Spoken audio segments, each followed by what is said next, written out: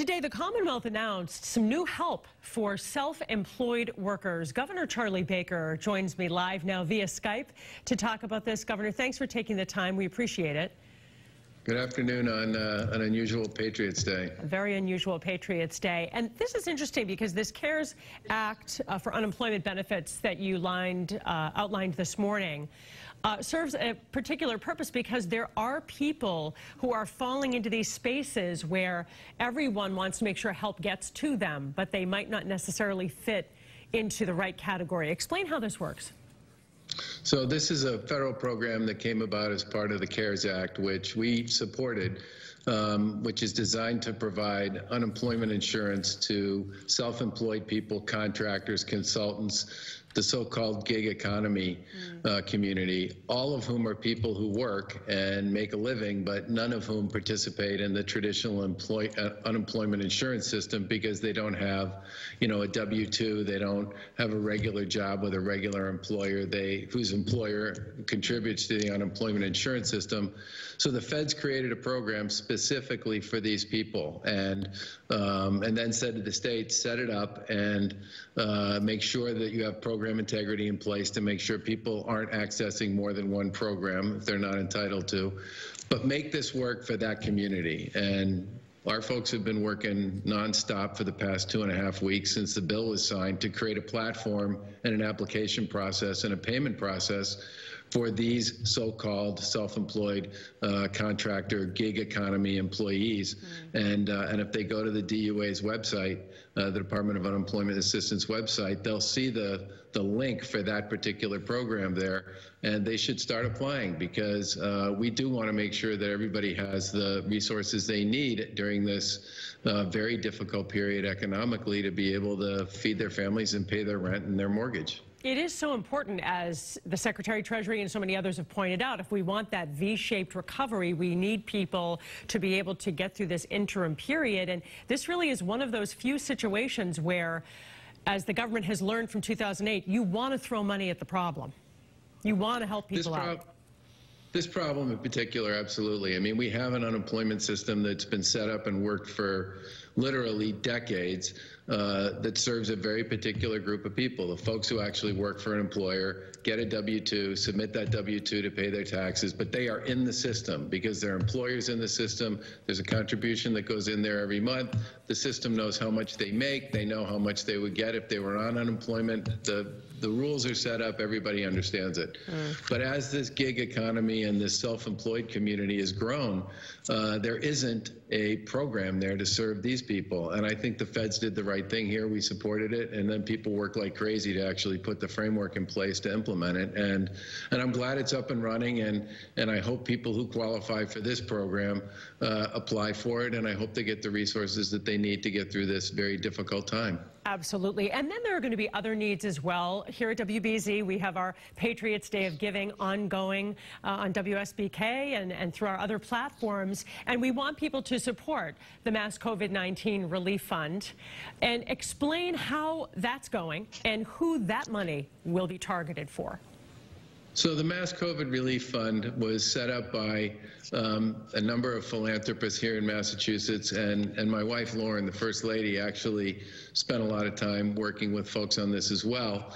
And the basic idea here is that Boston is a big place. It has all kinds of very wealthy people, but it also has a lot of people who, during a downturn like this, really suffer. And the city of Boston has always set up a relief fund, a privately fundraised philanthropy fund for that community. And they've raised about $23 million, I think.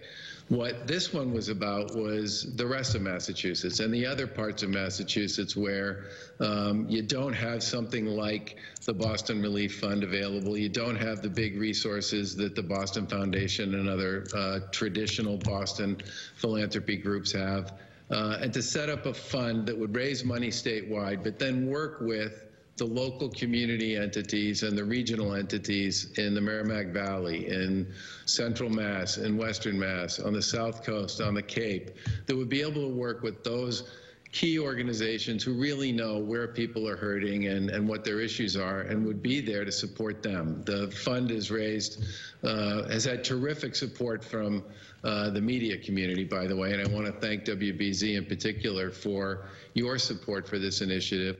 But the fund at this point, I know, has raised more than $20 million and is going to work with those regional and local funds and foundations to make sure that people in other parts of Massachusetts that don't have access to the resources of a Boston will have the ability to benefit from that fund, whether it's food or rent or whatever else it might be that they need to stay safe and healthy as we work our way through this terribly difficult time. Because most of the people who lost their jobs in those places didn't lose them because they weren't working hard and doing a good job. They lost their job because we did everything in our power to shut down the transmission associated with this very, very insidious and contagious coronavirus.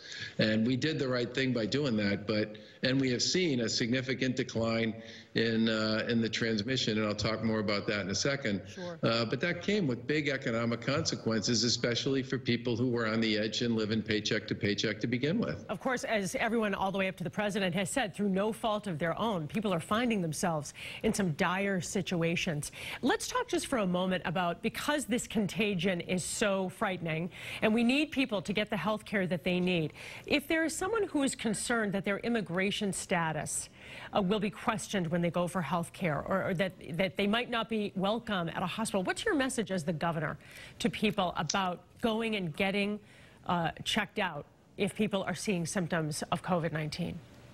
So first of all, we've worked really hard with our healthcare community here to build the capacity to manage and deal with the so-called surge, which we certainly are in now. And that's why we put up 1,000 field hospital beds. It's why we worked with our hospitals to clear out other parts of the hospital and make it possible for the system to be able to absorb additional COVID-19 patients. And I am fully confident, based on the conversations we have every day with the leaders in our hospital community, that they are prepared and able to deal with the surge. But we also did that so that if people who had cancer or had heart issues or had congestive heart failure or, kidney dialysis or whatever it might be, that our healthcare system would still be able to treat and serve those people. So message number one is, if you have concerns about COVID-19, you should be talking to your clinician about that. But if you have other issues, if you have regular appointments and checkups to deal with whatever your particular chronic condition is, you should know that the hospital community and the healthcare system is absolutely able at this point in time to serve you. And finally, here in Massachusetts, roughly 97% of the population has insurance to begin with. We've worked hard on a bipartisan basis to make that happen over almost a decade now. But everybody in Massachusetts, if they have issues with respect to health care, should access the system. We have always been a community and a commonwealth where if people have health care needs and health care issues, we serve them, and that's that. And nobody takes issue associated with anything associated with their status when it comes to that. People here want to serve people and make sure they get better. Especially with this virus. Governor Charlie Baker, thanks so much for joining us. We appreciate it. Take care, Paula. Thank you. Happy Patriots Day.